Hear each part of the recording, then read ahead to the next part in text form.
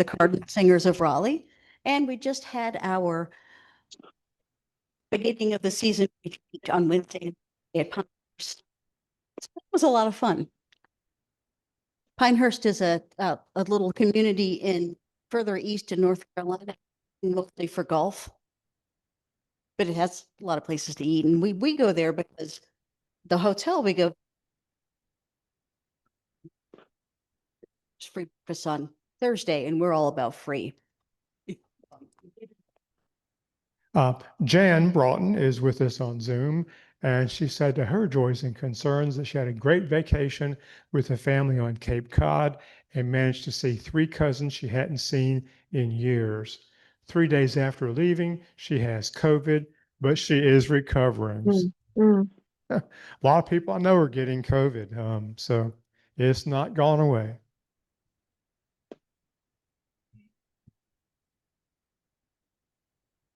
Fred does.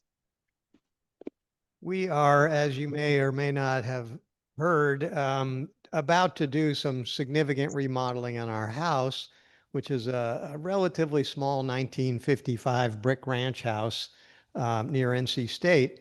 And I have been having the joy of learning how to rebuild closets, do a little drywall, do a little shelving put up, and it's all very exciting and a lot of fun. And if you believe that, I have an addendum to that. That is because the closet that's in the sort of kitchen area will become a pantry, and they're going to put some nice looking shelves in it. And so everything that's in there has to go away to a different closet. And they are starting, just a little over a week from now. And the beginning part is the demolition. They're taking out a wall as well as getting rid of all the cabinets. I would love to help with the demolition, but I think that we probably won't. I was just going to give him a hard time.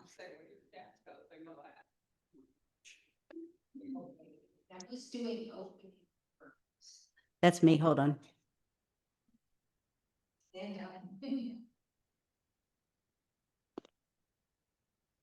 Jay had a conflict. I have a strong suspicion that Jay's conflict may have had something to do with football. However, so I actually am giving you opening and closing words that both have nothing to do with the subject today. I just decided to see what happens on September 7th. So the sort of days it is today is National Acorn Squash Day, Buy a Book Day, International Day of Clean Air, National Feel the Love Day, National Grateful Patient Day, National Pet Rock Day, which my 7-year-old next door neighbor will love. And finally, really is this final thing. Today is National Beer Lovers Day.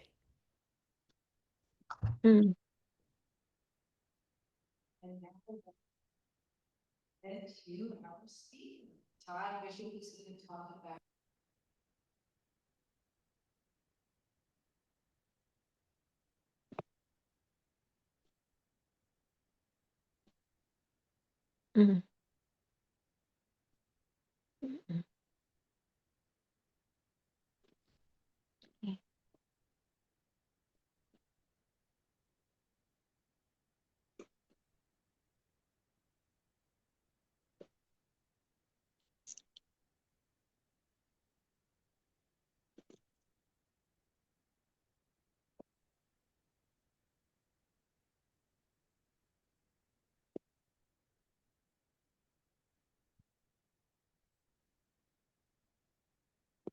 Good afternoon.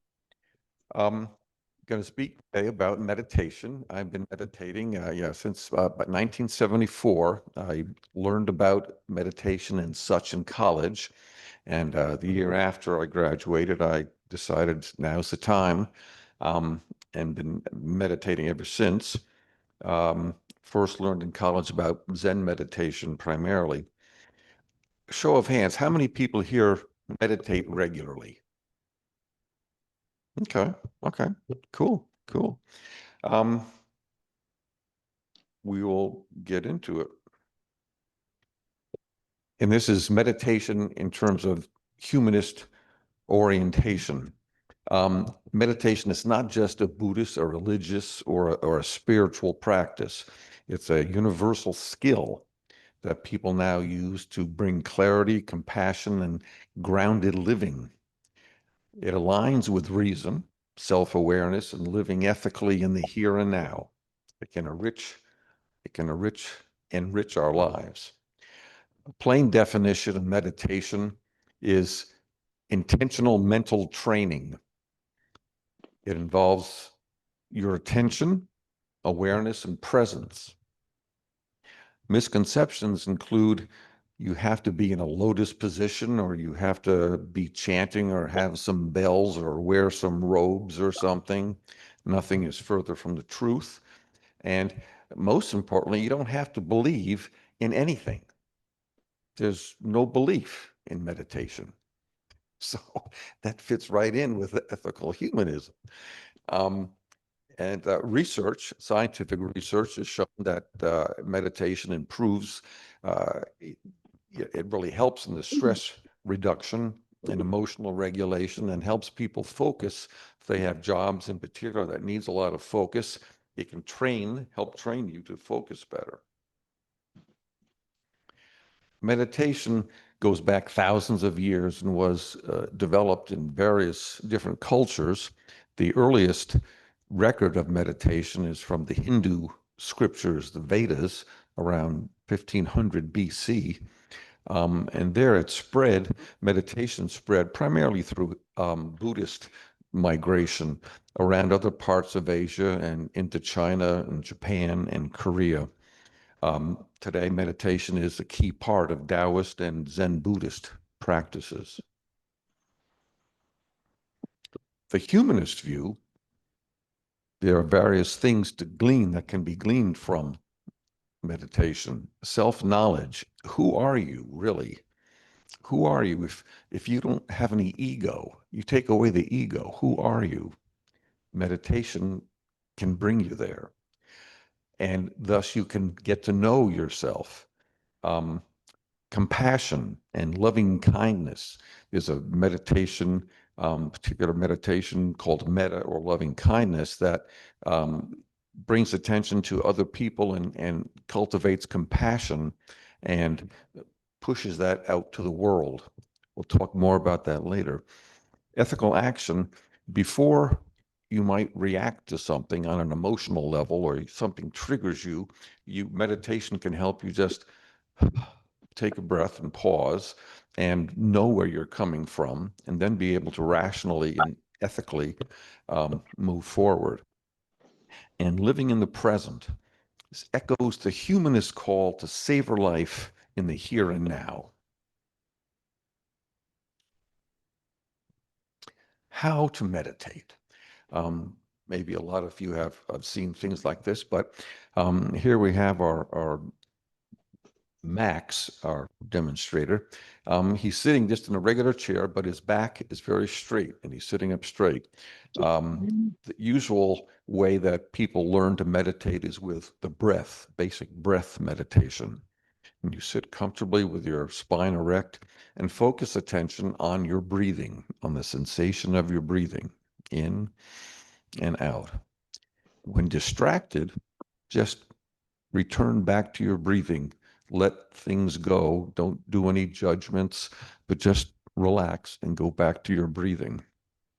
Other variations include be sitting there and you can do a body scan and progressively go from each part of your body. You can start, say, with your arm, and if you feel tension where, focus on that.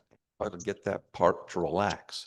You can imagine part of your arm just melting or something, and the tension can melt away until you go through your entire body and you're fully relaxed.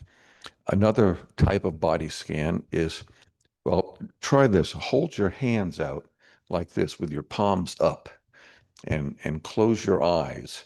Now, there's energy in your body. Can you feel the energy coming out of the palm of your hands? Can you feel that energy? in the palm of your hands. And it's there. So energy is in the body, and to do a body scan, you can sort of start with your palms and then go through your body and just feel the energy throughout your body and just feel it. And you concentrate enough and you will feel it. And you feel it and go to your head and go to the ear lobes and the tip of your nose and everywhere in your body. And by the time you're done, you're just sitting there tingling all over. Pardon? You're just sitting there tingling all over. Thank you. I'm tingling. This loving kindness meditation you mentioned, it's a metta, it's a Buddhist practice, but it's focused on cultivating positive emotions like friendliness, compassion, and benevolence toward others and yourself. It involves directing wishes of happiness, safety, and well-being towards oneself, and then extending those wishes to loved ones.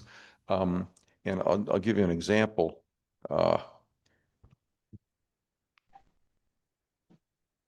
You would sit in your meditative position and sort of get grounded, and then concentrate and imagine yourself sitting right there in front of you. And you look at yourself and you say, may you be safe. May you be healthy and live with ease. May you be happy. You're planting seeds of kindness. The heart naturally softens and feelings of compassion, empathy, and connection become stronger. So you first start with accepting and loving yourself. From there, you move into your partner or your special person, best friends, whatever, and cats, definitely. And one by one, you say the same thing. May you be safe, healthy, live with ease, be happy to each one. And you go around, and then after your favorite people, you go to strangers or people you hardly know and have them picture them in front of you, say the same thing. Then go to people you do not like and have them sitting there. And can you do that?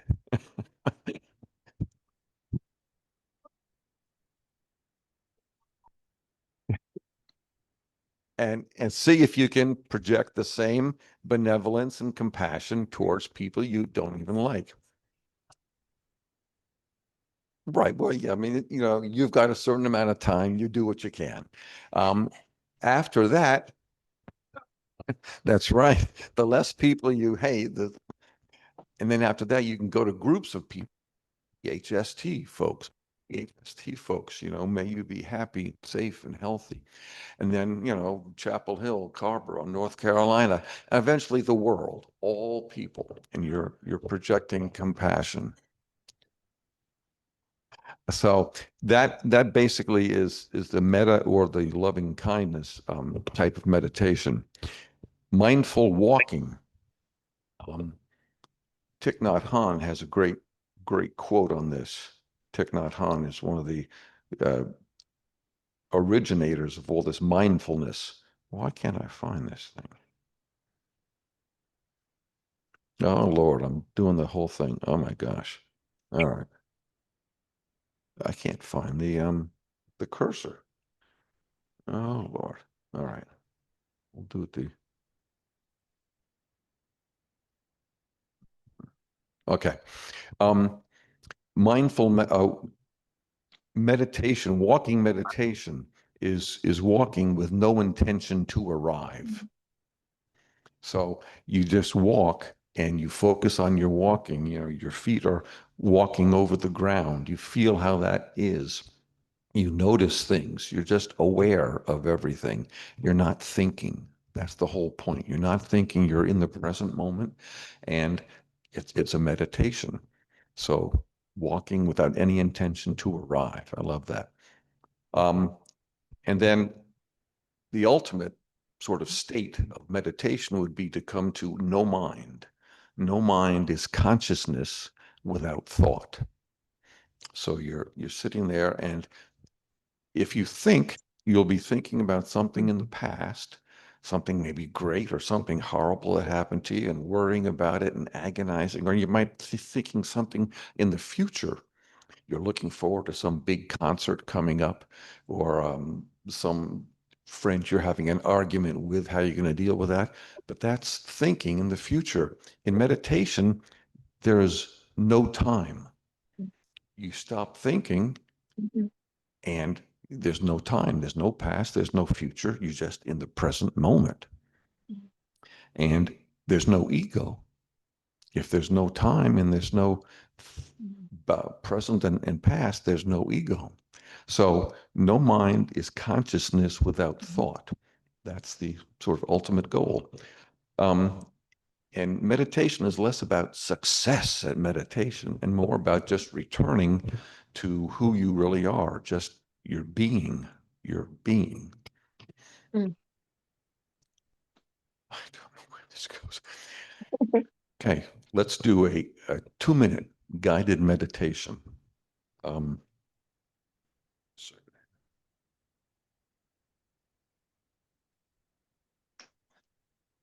okay. I will be talking while we do this, and it'll just take 2 minutes. So let me start the clock. Okay, so sit straight up in your chair. Your back is erect. Be comfortable. Put your hands down in a comfortable position. Lower your gaze to about 45-degree angle or 6 feet in front of you if there's nothing in front. Keep your eyes open and let your eyes become unfocused. Just let it become unfocused so you're seeing something. Feel your breath going through your nostrils. Feel your breath in your belly. Feel your breath in your chest, in your lungs. Breathe in slowly and out slowly. Don't force anything. Let your breath be totally natural. Let it slow on its own.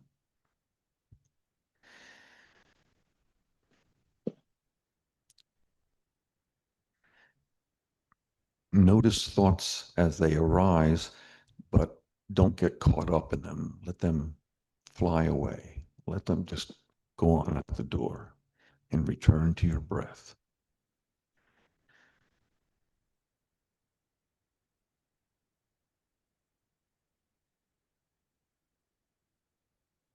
Be present. No future, no past, no ego.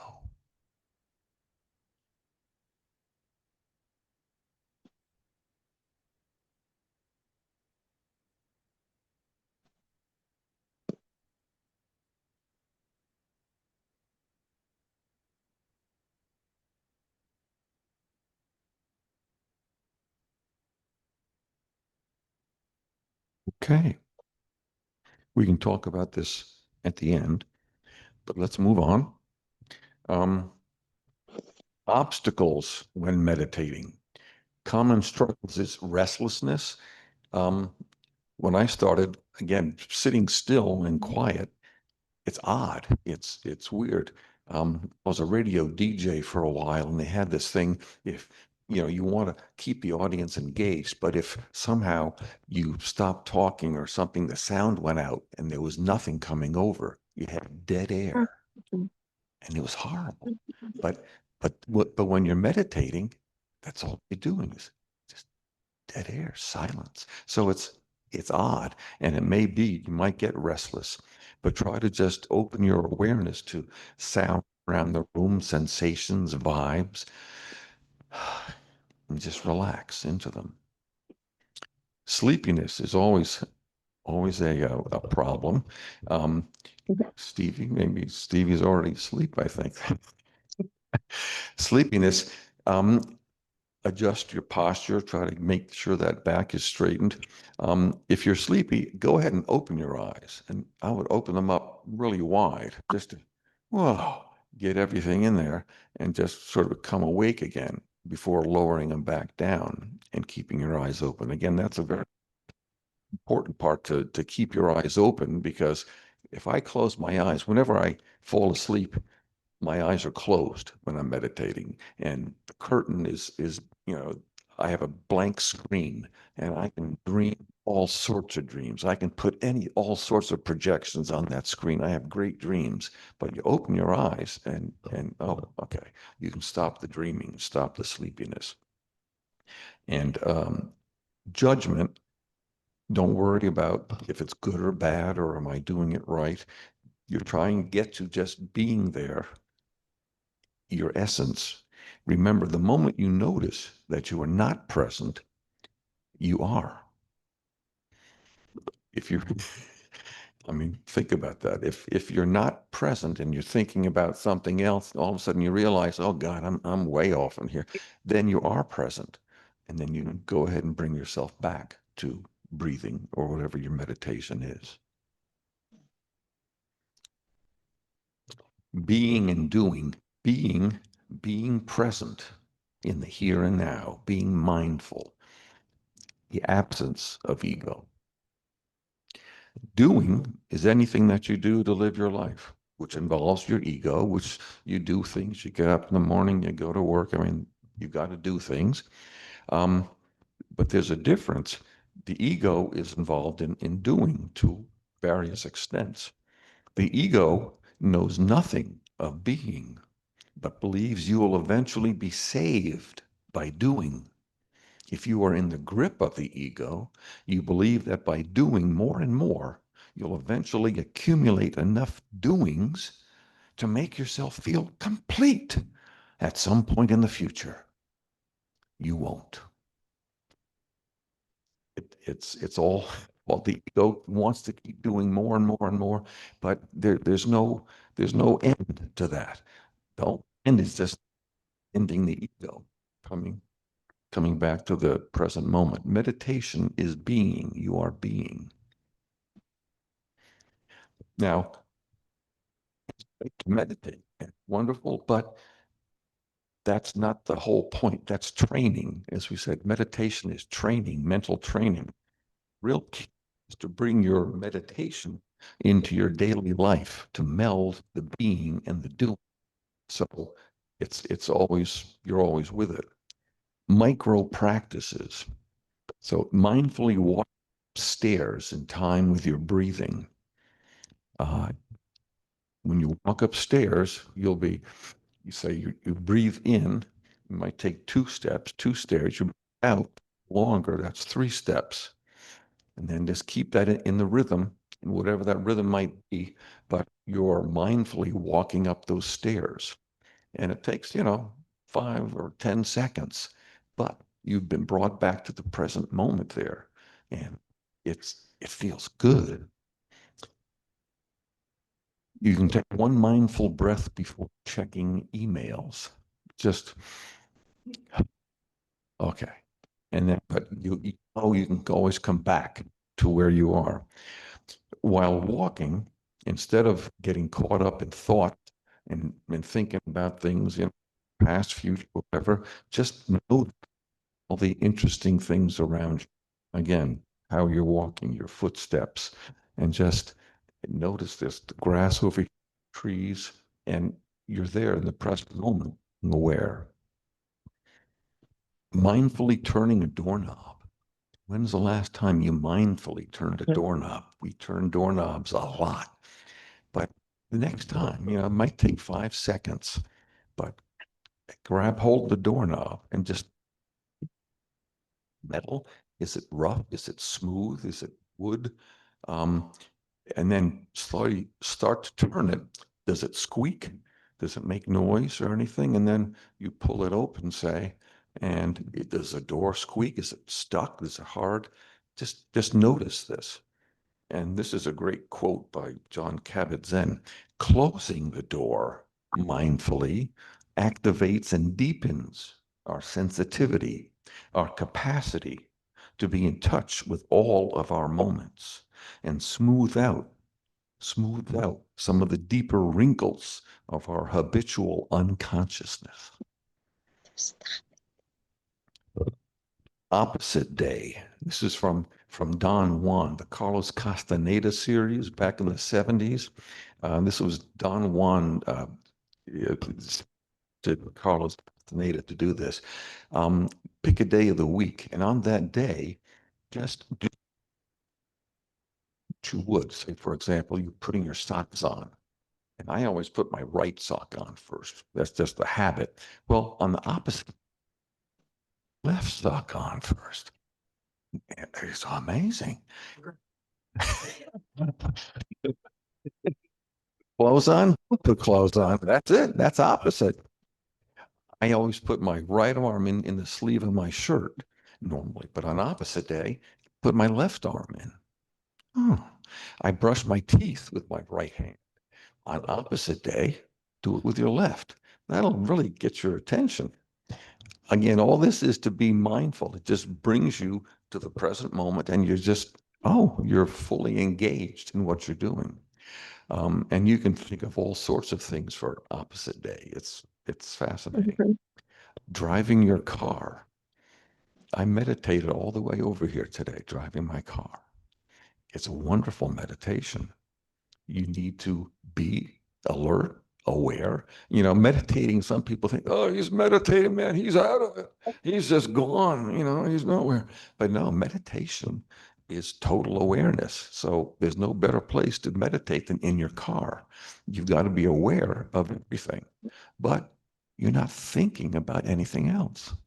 You're not daydreaming, you're not worrying, you're just driving your car.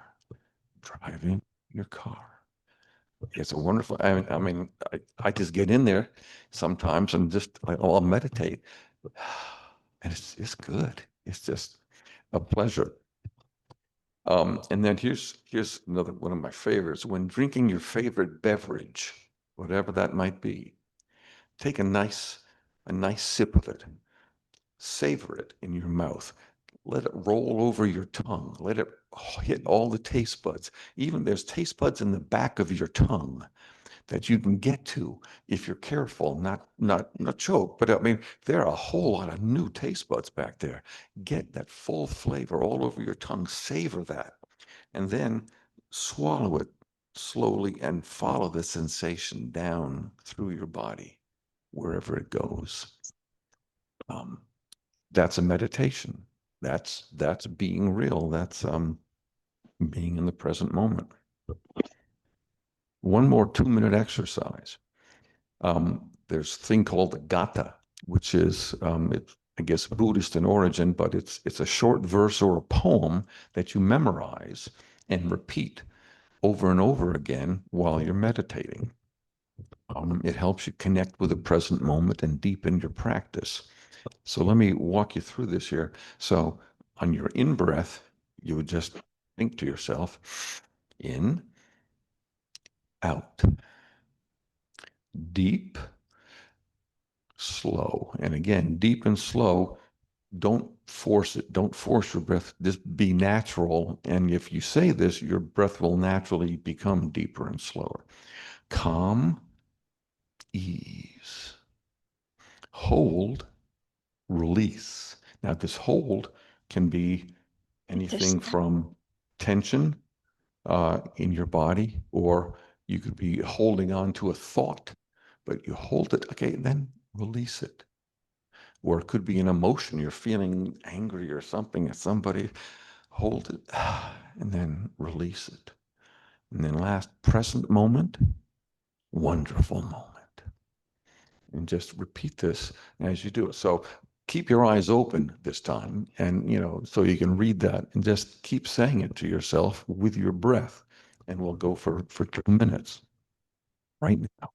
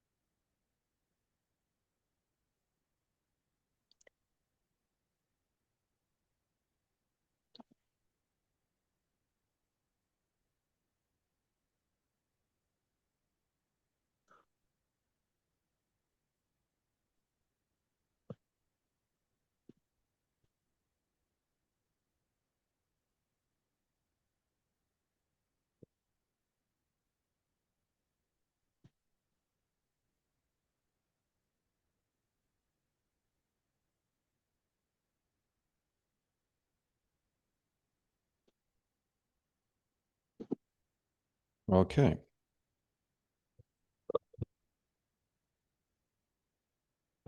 Closing comments. Meditation helps us see more clearly, respond more wisely, and live more fully. Values that resonate deeply with humanism. It's not about escaping life. It's about waking up to it. Be in the present moment. And when you're in the present moment without the past or the future and without the ego, it's about realizing that there are no problems.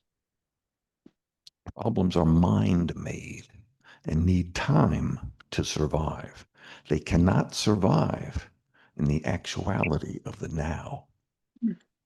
This really was so powerful for Beth and I.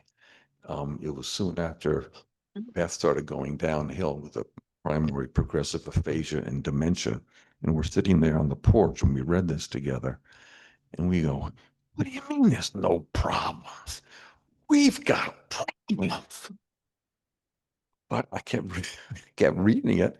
And right now, right in the present moment, there are no problems. There are no problems. And you can return to that present moment, every time you're present, and there are no problems. Sure, we'll have to deal with, the sickness and all that eventuality. And we deal with it, a moment at a time, but really there's no problems. Everything is an opportunity. Everything is a challenge to you. All you have to do is accept it. And if you can accept it, then you can become okay, and you can be in the present moment where there are no problems. Plenty of resources out there, obviously, for meditation. There are apps. My Apple Watch, I don't know who else has an Apple Watch, has a great app called a mindfulness app. And I've used it quite often. It's got a breathing thing, which is wonderful. I urge you to try that. There are some popular apps, Headspace and Calm. Both of them you pay for them on a subscription basis. I have not done that, but again, they're very good and popular. Books, I think the best books I can recommend is Wherever You Go, There You Are by John Kabat-Zinn, which is a great book on, learning about meditation, starting it. And then The Miracle of Mindfulness by Thich Nhat Hanh, 1975.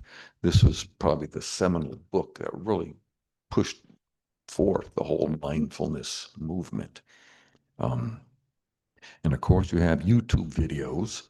The first two, Honest Guys and the guided meditations, are guided meditations. Guided meditations are interesting. They can be great. They can be annoying. I don't do them very much because to me, you're talking with somebody, you're interacting with something, and you can get good feelings, good stuff, but you're not going into yourself. You're not dealing with yourself in the present moment. And the last one, You Need to Be Bored, is by a Harvard professor. And it's really interesting. I would urge you just to look at it, 8 minutes or something. But that's all I've got. I thank you very much for your attention.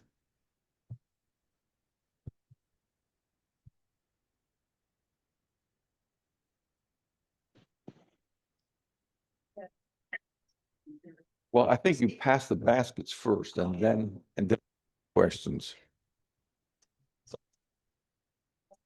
There are none yet.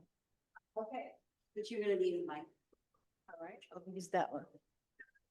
Are we on? Okay.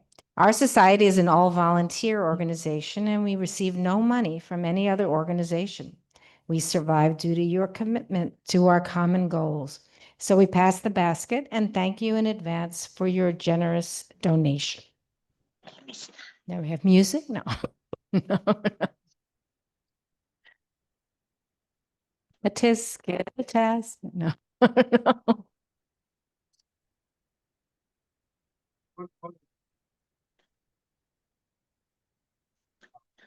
One soft thing about doing and it ended with Frank Sinatra singing That's right. That's it. Yeah. Okay, so ground rules for Q&A. Raise your hand if you want to speak. Wait for the microphone. Ask only one question at a time, and make sure everyone gets a chance to speak who wants to before going back for a second question. And now we'll pass the mic. Todd gets that one. Give the mic to Chris. Chris, would you share that? Frank Sinatra, Oh. meditation there. Yes. I once saw a funny thing about being and doing, and it was saying how, to be and to do and to be and to do. And then it ended with Frank Sinatra singing doobie doobie doobie doobie doo. Doobie-doobie-doo. Yeah. Do doobie da da. Megan sang it on Mad Men. I think Judith had her hand up first. Yeah, that's what it motion. Oh. Yeah, there's a free app, Motionscape. I don't know if you've tried it. But Motionscape. Motionscape, and it's free.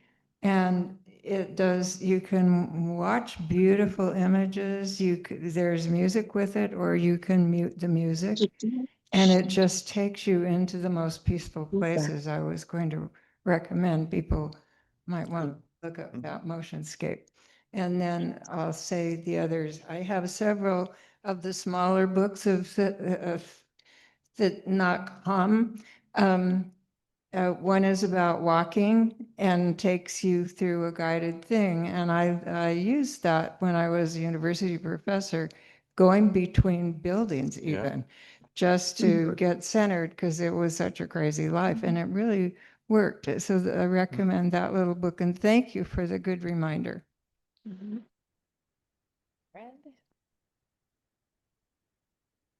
So in your talk, you mentioned several times the concept of being in the now, and it's always sort of a nebulous thing because there is no now, there is no future, there is no past, because in the past is gone. The future, nobody knows what's coming.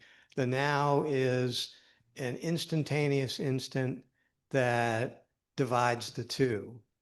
And so there's a lot of philosophers and physicists and all kinds of people that have commented on this kind of phenomenon. Can you elaborate on that some and tell us more about what the now is to you? There's nothing else but the now. There is no future. There is no past. Wherever you are is now. And if you can get in touch with the now, then you are in touch with your being. And the idea is to feel that, being, to feel that area of no problem. There's no ego. Can you imagine yourself with no ego?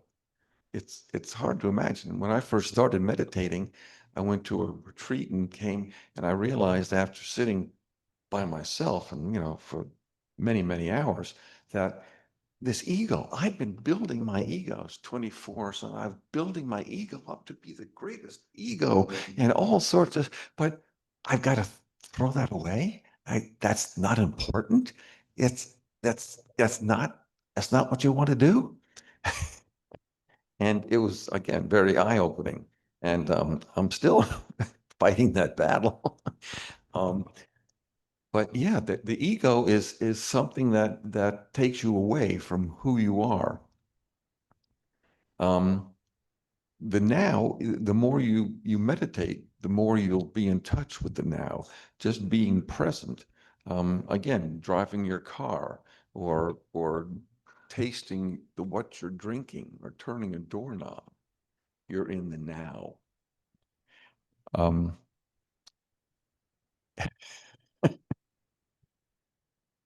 Does that make any sense to you? And why not? Yeah. I also have the problem with considering the ego to be something to be avoided. Um, for me, my experience of mindfulness has been more about learning how to B.F. Skinner is a great example of mindfulness in the sense of not being mindful. Stimulus and response. Something happens and we respond. And mindfulness is the attempt to stick our foot in the door between stimulus and response. And if we can stick our foot in that door and grab it, then we can have more control in the sense of being aware, and you can make better decisions. And one prime example, I'll be perfectly frank, is that sometimes my wife just does things that drive me nuts. And I find myself, instead of thinking about what's going on, just reacting. She says something, I react. And if I can just remember, Chris, stop, take a deep breath, be in the moment, realize, okay, I'm agitated, and then try to respond in a calm, thoughtful way. That would be so much better. And it's a lesson, it's like a religion in the sense that you have to learn it over and over again. You have to practice it over and over again to get good at it. But yet it's a desirable thing to do because it makes our relationship better when I do that, rather than just letting my reactions take control. Yeah. There's a saying, um, if you are not accepting or not enjoying or are not enthusiastic about whatever it is, then you're bringing negativity into the world for yourself and others. Now think about that. I've thought about this a lot, but you either accept what's happening, or you're enjoying it, or you're really enthusiastic about it. That's great. That's wonderful. But if you're not one of those three, then you're bringing negativity into the world and for yourself and others. So in your case, you have to first and foremost accept, what's happening. Yeah. She's saying something, just accept that and center yourself, and then you can move forward. But unless you accept something, if you're fighting against something, that's your ego fighting against, it's not supposed to be like that. I don't want it that way. I want to do this. That's ego stuff. You need to accept what's in front of you. If you can accept it in the present moment, then there's no problem. Just as an aside, I kind of feel like what Chris is talking about and what you're talking about, they might come at things from a slightly different angle, but they're looking for the same thing and getting some of the same results. But what I was thinking about just now, based on what you were talking about with them, if you don't accept or joyful, then you're bringing negativity. I have got a friend who has done hospice work for years, volunteer, plays music and stuff. And she has found that with these people in hospice, and old and even young, whatever, the ones you want to be around are the ones who are more positive. It's a lot easier. And especially once you get particularly old, you're distilling out a lot of years of practice, whichever way you went. So if you practice feeling better about things, even if it doesn't seem right at the beginning, it's going to make your life a whole lot better as you move along, because people will be happier to be around you. Yeah. Yeah. That makes me think of something else. I'll hog the mic. And when you're present in the moment, you're more likely to notice things that bring you joy. Yeah. Like Yeah. when you walk, or when you're just noticing what's around you, and those moments of joy can change how you feel about today. Mm-hmm. Mm-hmm.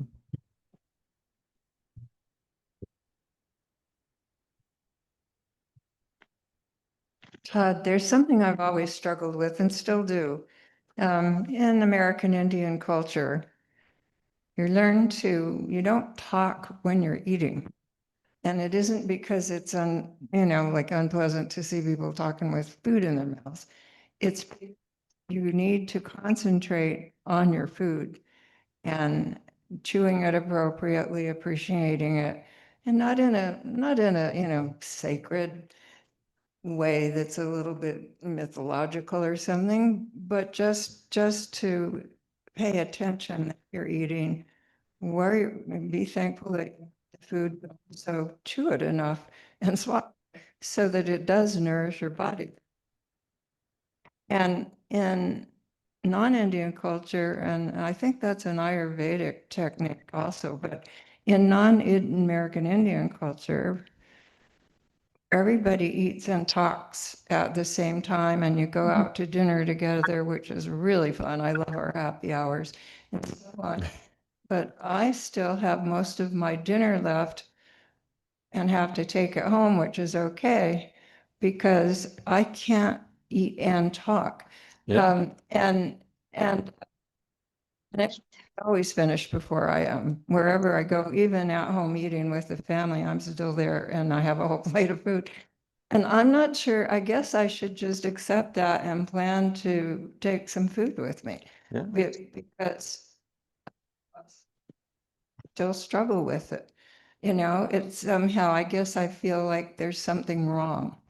And what you were saying about accept that that's how it is. Mhm. And then that helps you not to fight against what you think isn't okay. Right, right. So that's a good recommendation, because I still get confused about it. It's like everybody's finished and time to go, and I'm not finished at happy hour, for Yeah, example. yeah. So I guess I just need to get to accepting that's how it is, and that's how I am. And then just take my own container or something. It's a tough one. The same with listening while you're talking. In American Indian, while you're listening to someone, that's all you're doing. You're not formulating your answer. Right. And so there's a time after which someone has spoken to you or even asked you a question. There's a silence time while you're thinking about your answer and how you want to respond, because you haven't been formulating that. And that's not how things go in this culture.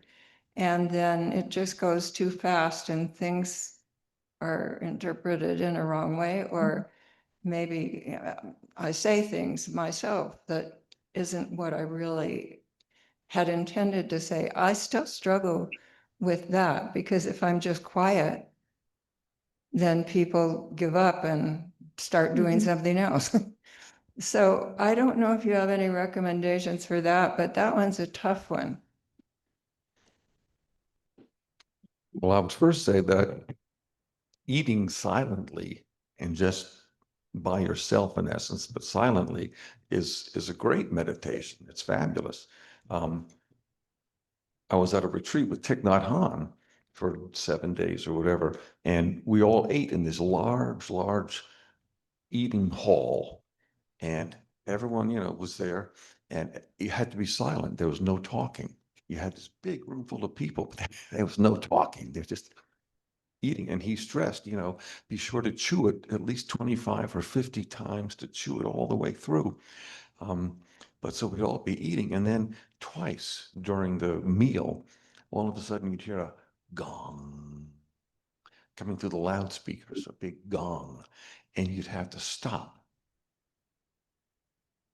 whatever you're doing in mid-bite, like this. You look around, and people in the kitchen, cooks in the kitchen, were like this, just frozen until the gong went away. And then you returned to eating. And it was the coolest part of the whole retreat, I think. But yeah, just and it's hard to eat. But I mean, if you're in the habit of doing that, boy, that's fantastic. That's the way to go. And yeah,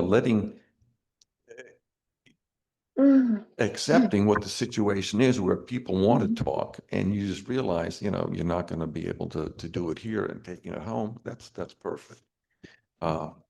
Yeah, you're definitely on the right track there. So there's nothing to worry about there. Did Um, that answer your question? There was another part of your question, I thought, but just, yeah, yeah.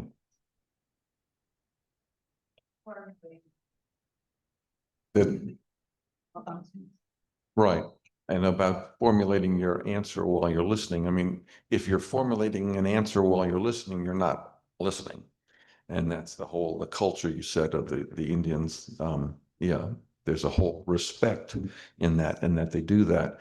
Yeah, and then the one thing, and this is what I worry about sometimes, if I don't get my response back in quickly enough, if I delay too long, they'll start talking about something else. I won't be able to get my comment. So I hear what you're saying. It's tricky. It's tricky. I have a joke about the downside of Buddhist meditation because I went to a silent retreat when I was pregnant with my son. It was a Buddhist meditation retreat. So we're there in a dorm room with like triple bunk beds and everything like that. We had to be quiet the whole time, like 3 days. And so there was an older woman, maybe 90s, considerably older. I was 40. And she was on a top bunk and we were completely silent. In the middle of the night, you hear, ah! Okay. So all of a sudden, me and two other women go, oh my God, are you all right? And jumped. And what did the other people do? Shh. That's my joke. No. Sorry. No. There are times when you have to act. That's exactly what I was thinking. I was thinking about the mindfulness during walking, Mhm. because Fred and I like to go out and go walking places like at Lake Johnson, things like that. And what we have noticed, I mean, it's gorgeous out there. And there's a lot of young people who've got the earbuds in and they're not, or else they're looking at the phone. They're not Yeah. there in that moment. And I've read a lot of statistics about that particular generation saying that they feel a lot of stress. And I think if they unplugged a little bit, I know that's a gross generalization, but I do think that is an additional stress, Yeah. just staying plugged in. There's the video I mentioned about 15-minute being bored. You should be bored addresses that exactly. But you are discounting the fact for to them, that is the moment. It doesn't have to be your moment. Don't they're in their moment. That's a distraction though. It's No, it's not it's no. entertaining. To you, it may be a distraction, but not to be to them. Well, I And mean, you cannot discount somebody else's different way of thinking. that what now? Gene?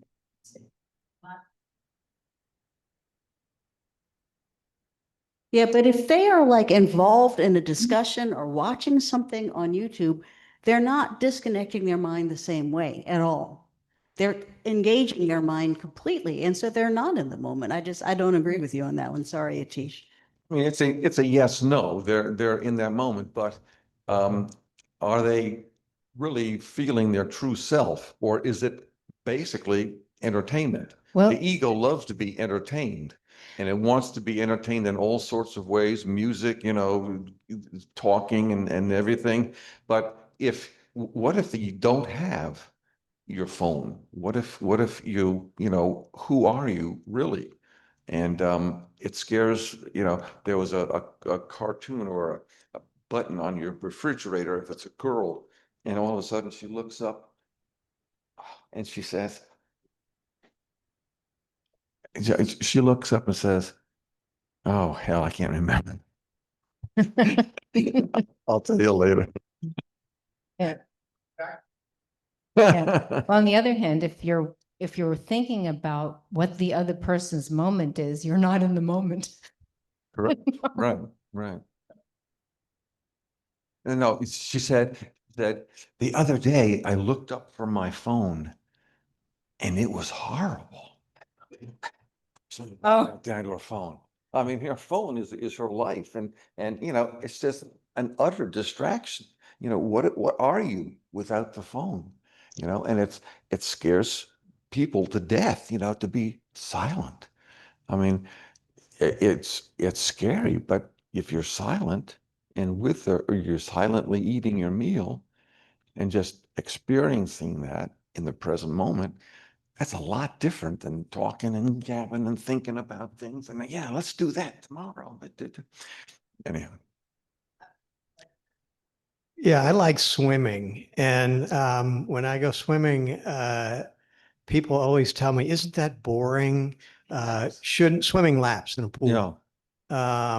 Isn't that boring? Shouldn't you? I mean, if you play basketball or if you do something with other people, you get this joy of being with your friends and all that. While I'm swimming laps, I don't think about anything, and go. sometimes I start smiling, Yeah. and I don't really know. It just feels good. And then I start thinking, it's all these things I should be worrying about. Why do I give myself permission to just relax and smile and Yeah. be happy? So when you look at things like meditation, it's kind of a selfish thing, isn't it? Because you're taking time out from all those other things and all those other people and all the rest of the world to sort of zone out. Are you thinking about all the other people or something? As long as you're thinking about all the other people, and then it's selfish for me to be sitting here kind of being nice and calm and relaxed, then that's thinking that then you're not there, not in Right. the present moment. Just return to the present moment and enjoy it. Yeah. But it's sort of a selfish thing, though, I think, I because mean, if you want to uh, think of that, I got you. if you want to think of it that way, you can think of it, but you don't have to think of it Yeah. that way. That's Yeah. thinking, Okay. and that's ego. I'm really sorry, Fred, but I have an immediate response to you, which is that we have to look after ourselves to look after other people anyway. It's the whole put on your air mask and the airplane first. I mean, if you don't look after yourself some, you can't be helping other people. So it's in fact not selfish. It's the opposite. Yeah. Selves are people too. I know. Is that it? Yeah, we're the same two people. I just have something funny to tell. My grandfather was wonderful and I loved him.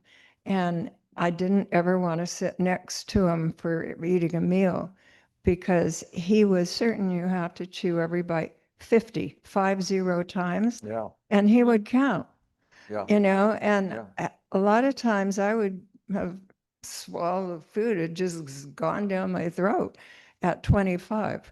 And I just kept pretending to chew to 50 because I didn't want to upset him.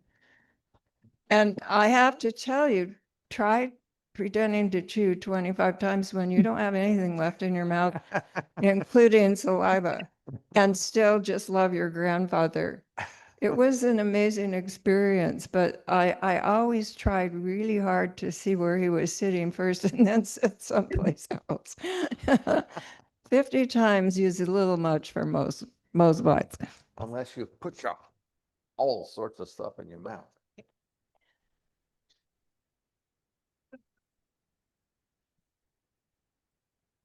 Hold on. Thank you very much. What's next? Okay. Are there any announcements? The first announcement is, as always, next Sunday is the second Sunday. Do not come here. We will not be here. You will be lonely. You might be able to do a little meditation, but you'll miss a really good program because Fred's doing a discussion. Well, he's going to start with a presentation about gun violence. And it'll be followed gun violence. And it will be followed by some discussion. I think it is going to be really interesting because he's been reading about this and looking things up for ages. And I keep saying, well, when are you going to do this little talk? And he's been saying, well, maybe later. And just yesterday he said, okay. So there you go. We've got a good speaker next Sunday. So I have an announcement. Next Sunday after the meeting, we will have a board meeting and we will discuss all sorts of exciting things. You're all welcome to attend. One of the things that I would like to see on the agenda are signs. We have 2 signs and they both have the wrong time.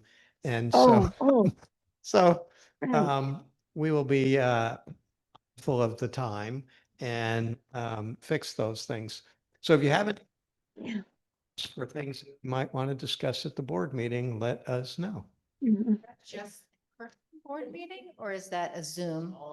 It's on Zoom. Okay, yeah, I might not be there because but I do have a thing. I think we should change our coffee habits. I think we should get a box from Panera or something easy, because I don't know, for me personally, I find the coffee kind of a pain in the neck.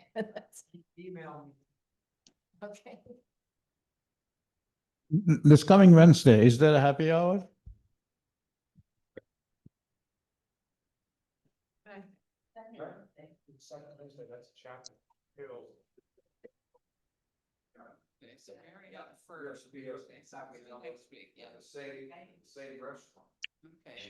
Corn and something? Corn on the cob. Corn. Yeah. So yes to happy hour and yes to it being in the weekly mailing. Time for closing words, or does somebody else have an announcement? No closing words? Okay, you want that one? Okay. So we start with events on September 7th of, well, not events, but days, things, whatever they're called. So now we're switching to birthdays. And this was really interesting because the furthest back in history birthday I found for September 7th was Queen Elizabeth I of England. She was born in 1533. She reigned over England and Ireland from November 7th, 1558 until she died in 1603. So that was the first thing. And that was somebody who certainly had no cell phones to distract her. Then we had Buddy Holly, born in 1936, as you know, pioneer in early rock and roll, died February 3rd, 1959. He was only 22, but we're still singing some of his songs now. And of course, Don McLean's American Pie was always good. Then you go a little further, you go to 1964 and you get Eazy-E, born as Eric Lynn Wright, leader of NWA, rap and gangster rap and all that kind of thing. And they brought that kind of into the mainstream media, at least as far as young people listening to music at the time that it was out. He actually died in 1995. He was 30 of AIDS-induced pneumonia. So I thought that was kind of interesting. But so we're getting like sort of shorter and shorter types of things people are doing, because then we have this guy named Cartman. Anybody who's ever seen the show South Park, an animated show, there's a kid named Eric Cartman, and this guy's real name is Nicholas Bonaventure Ciattoni, and he's French. He's still alive. He was born in 1978. And the last name sounds very Italian, but he's French. And they did a French adaptation of The Muppet Show where he played Scooter, and that was when he got the nickname Cartman. But he's a very successful comedian and actor, and he's a strong advocate for AIDS-related charities. Also, he's openly gay, so he's just out there. And so I thought that was kind of cool. Then we get to Evan Rachel Wood. She was born today in 1987. And I don't know a whole lot about the movie she's been in, but she is very active as a human rights activist and women's rights activist. So I thought that was cool. Then you get to, and I don't know how to say his name, Ivan Cervantes, born in 2000. And guess what? TikTok star. So there we are going downhill. He actually did his first TikTok video when he was like not quite 13. And finally, Hulk the dog was born September 7th, 2013, died in April of this year.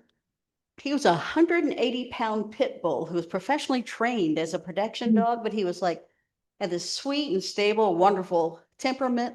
And they did tons of videos of him, and he gained tremendous fame on YouTube, which is nice because pit bulls have, I think, an undeserved reputation as immediately considered awful. But there we go. That's the birthdays of September 7th. Okay. All right. Final comments. Thank you to everybody who came today on Zoom and in person. Thank our greeters, Jean and John, and Maura for opening and closing words. And thanks to Chris for doing the Zoom broadcast, and John and Marge for refreshments, and everybody else. Our meeting is over, but our fellowship continues. Please give a warm greeting to the person sitting next to you with a smile and a kind word, and join us for refreshments. And then it says, etc. And I guess we'll leave it up to you